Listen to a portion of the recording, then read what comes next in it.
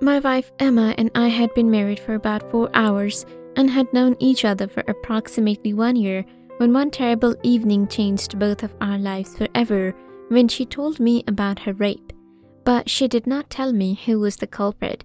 As I married a rape victim of 17 out of sympathy, she promised she'd reveal her culprit on the wedding night. On April 10, 2020, Emma went into her closest friend's shop like she did every day. James, her friend Oliver's cousin, was present. He was someone she'd never met before. It was no big problem for her to help out at the store. She did it every other day. Her mother also worked there. Although Oliver was not there that day, she was a sweet little 16-year-old girl who understood nothing about sex and had no idea that she might be raped. "It can never happen to me," she used to say, but it happened. She still lives with regret because she thought nothing like that could happen to her. She was working at the cash register because it was a Sunday and alcohol sales did not begin until noon. Oliver and James sat in the office until the alcohol sales began at noon, when Oliver and Emma switched places. James and Emma sat in the office for a long time, talking and getting to know one another. They spoke about people, sports, automobiles, and other trivial matters. Then he started making lewd remarks on her. She stepped up to the cash counter with Oliver, feeling quite nervous. She never told him about his cousin. Emma now realizes she should have. Oliver took James and Emma into the back room to do some work at 2:30. Emma was back there, minding her own business and getting on with her life. James snatched her arms and dragged into her washroom. She yelled. He put his palm over her lips and began removing his pants. She froze, knowing that what was going to happen. Her entire body became numb. She was unable to move. He got dressed out and strolled out to the washroom as if nothing had occurred. He left Emma with tears. When he walked out the door, he took her pride, security, and virginity with him. So many things were running through Emma's mind. What if she tells someone and they deny her? Was she to keep blaming? If Oliver was her friend, how could my friend and her cousin have done this to her? Not to mention the mixed emotions she was feeling: shame, guilt, fear, anger, but above all, disbelief. How could something like this happen to her?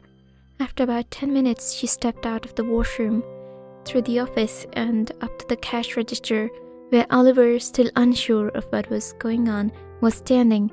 As she passed by the office, she spotted James' uncle, William, waiting for him. "You know what, Emma? You're a slut," he said as he passed by. She began to cry once James left office. Oliver kept asking her, "What's wrong, Emma? What's wrong?" She finally burst out, "I was raped by your cousin. He held me and kissed my hand warmly. He initially urged her not to tell anybody, but later advised her to do what she thought was right. He also promised to be there for her all the time. The truth is that she believed him." Emma's sister arrived late that night to pick her up. She began weeping as soon as she got into the car. She told her what had happened. Her sister told her that she had to inform our parents. She was opposed. She did it. Her entire family was in tears. Her parents, her 2 brothers, and her sister. Emma's mother contacted the police. They brought Emma to the hospital for a rape kit. Once they arrived and filed a police report, they filed charges. They went to James' residence later that night. He told him it was mutual. She refuses to do it. He forced her. It had been rape. It took a few days for everything to sink in that it had happened, and Emma became completely oblivious to what was going on around her. She just wanted to sit in her room and listen to the radio so loudly that she couldn't hear herself breathe. She was brought to the police station for further inquiry. She learned through visits to the police station and phone discussions with the officer in charge of her case that James had previously had a different story. It was mutually agreed with on. She had oral sex with him. She had oral sex with him before having sex with him. She forced him. Don't you think that those 2 different stories? It would be obvious that he did it. He couldn't tell his story straight. It wasn't the case. Before the rape kit test came back, the police took her case to the state prosecutor. Oliver was contacting Emma's house every day, asking if they could settle for money outside of court and if she would still assist him at the business. Emma's mother also worked there, so he asked if she would return. They were sick of it. Finally, they informed the police, which resulted in the creation of a police report. Oliver, his family, or his friend would be jailed if they called her house again. They then began their civil case. They are now in the process of doing so. They're fighting the shop as well as James. Emma had her deposition a few months ago, and because the defendant has the right to be present, James was there. He sat there chuckling as she had to narrate in detail what happened to her. Her parents had to be in the room with her since she's a teenager. James was laughing at her father and had a smile on his face the entire time they were in the room. Her father couldn't tolerate it any longer. When James' lawyer ordered them to take a break, he got his fist ready. They forced James to leave during the break since they recognized he wasn't making things any easier for her. Emma's court date is December 21st. Emma began going to the counseling twice a week and was on antidepressant medication for around 3 months. She couldn't sleep at night until the TV is on, and she's already gotten an ache from worrying so much. She was hopeful that things would improve and that she would be able to live a regular life once again, but it is difficult for her. One day, when we met each other, love at first sight exists. It happened to me, so I know this is the truth of how I met my wife. It was the end of September 2021. I was having a good time during the winter between my junior and senior years in high school. The day began routinely enough. I arrived at my job as a landscaper at the golf course. I cut grass from 5 a.m. until approximately noon. I then returned home, ate lunch, and went to the gym. I trained for about an hour and then went to get some food. After that, I came home, cleaned my truck, and went inside to shower before heading out.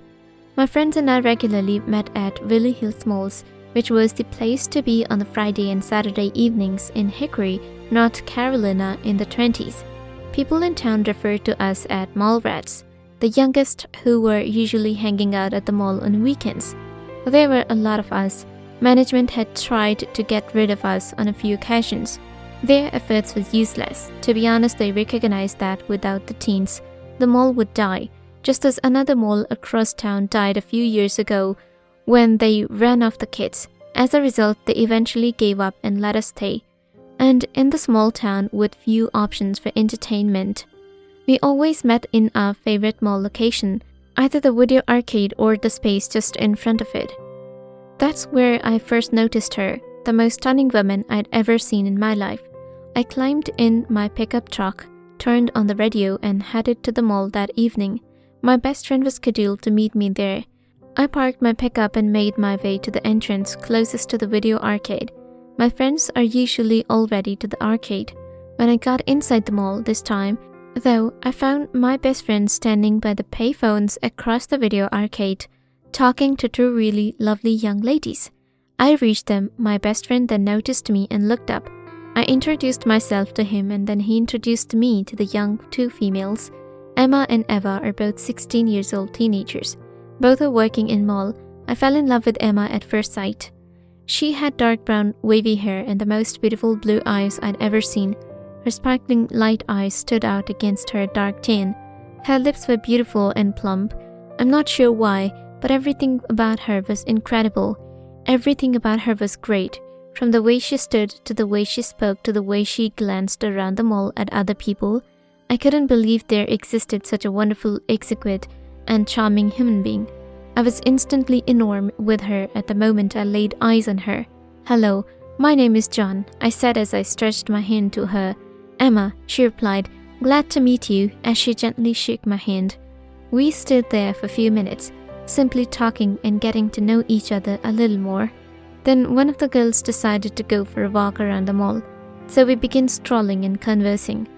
I wanted to hear her more and more as I listened to her. The words that came from her mouth were like drips of honey to my ears. Her voice was lovely. Every gaze, every smile, every look she gave me was more valuable than anything else I had ever gotten in my life.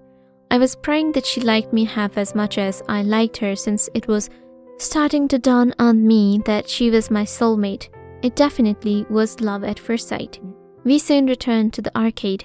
Just across the street from the arcade was an ice cream shop. Emma suggested me to go out for ice cream. She ordered a double strawberry cone. She offered me some as she began to devour it. I knew she had to like me because no teen girl would let a guy eat off her ice cream cone if she wasn't into him. This helped me feel a lot more at ease and content. We strolled around the mall and spoke for almost an hour until the mall was about to close. Emma and Eva had come to the mall from across the street where her mother and the rest of her family were bowling. Emma informed them that they needed to return to the bowling alley to meet up with her family. I couldn't let those lovely young girls go just because the night was still young. Besides, walking across the 4-lane highway to the bowling alley was not safe for these two sunny young females. We males should take them and join them on a ride. So I offered that we all load into my best friend's car and go together to the bowling alley. Because the girls loved the idea, we went with it. Emma introduced me to her family when we arrived at the bowling alley. I could see where she got her beauty from because her mother was also stunning. Emma's mother recommended that the 4 of us pick a lane and bowl together because her family was still going to be there for a while. So we got our shoes and lane and bowled as a team against my best friend and his new love interest. We bowled numerous games, all of which Emma and I won. We hit it off right away and we were having a fantastic time. I was having the greatest time of my life. But all too soon, it was time for her to return home to her family. So we led them to their cars. I stood there, my heart beating in my chest, trying to think of anything to say. For me, everything seemed to go pretty smoothly. We exchanged our goodbyes, and I returned to my best friend's car. That seemed like it went well for you, he said as I got into his car. Yeah, I did. I responded, she's stunning, man. That one appeals to me. Well done, bro. Did you get her phone number? He asked. Damn, I said. I had forgotten to get her phone number in my nervousness and shyness. I can't believe I forgot to ask for her phone number. In a surprise, I said, don't be concerned, I'll get it from Eva. He replied.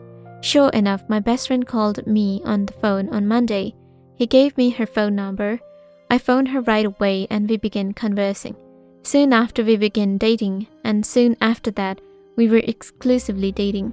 We dated for several months, and I was in love. A few evenings later, it was 8 p.m. in Arizona, but 11 p.m. in North Carolina, and I was heading to an evening work seminar.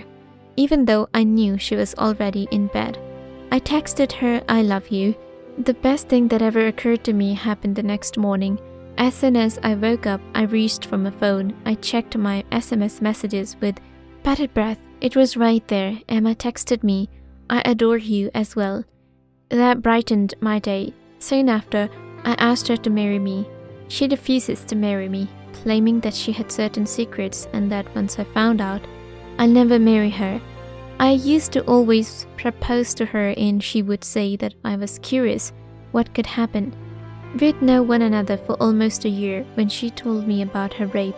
It changed both of our lives forever, but she did not say who was to blame because I married a 17-year-old rape victim out of kindness.